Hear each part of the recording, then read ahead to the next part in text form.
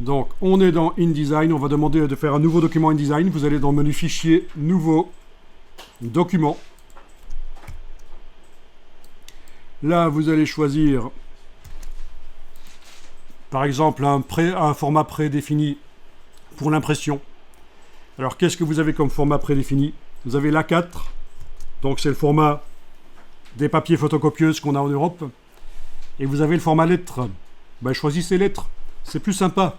Déjà, une bonne astuce quand vous voulez faire une mise en page d'un magazine ou d'une brochure et que vous étiez tenté par l'A4, sachez que ça refroidit un peu les gens de voir un format institutionnel qu'ils ont l'habitude de voir, l'administration.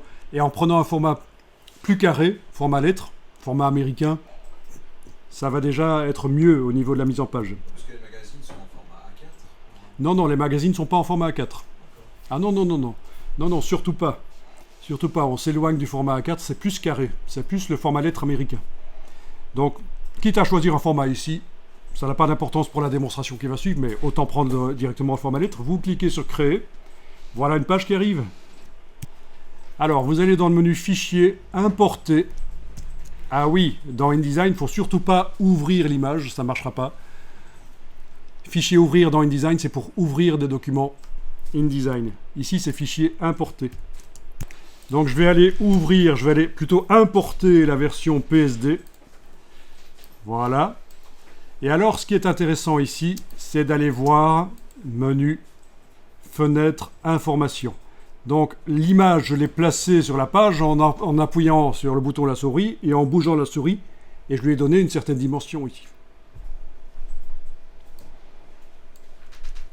Et alors, ici, dans la palette Information, je suis allé dans le menu Fenêtre de InDesign Information, c'est par ordre alphabétique. Vous avez ceci. Pixel par pouce effectif, pixel par pouce réel. Ici, il sera toujours indiqué le réglage qui est dans Photoshop. Mais ça n'a strictement aucune importance. Ce qui compte, c'est celui-ci.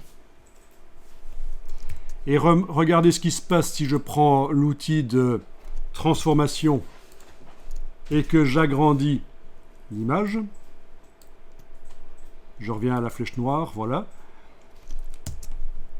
Je tire comme sur un élastique, il devient plus grand et il y a moins de matière par centimètre. C'est le principe. C'est l'éponge à l'envers, l'élastique. Comprenez ? 448 pixels. Je vous rappelle que pour un imprimeur, il faut 300 en général. Je la fais encore plus grande, je la fais même déborder de la page. Voilà, elle est sur le dessus de la page. Voilà ce que ça va donner quand ce sera imprimé. On est à 271, ça va, on est proche de 300.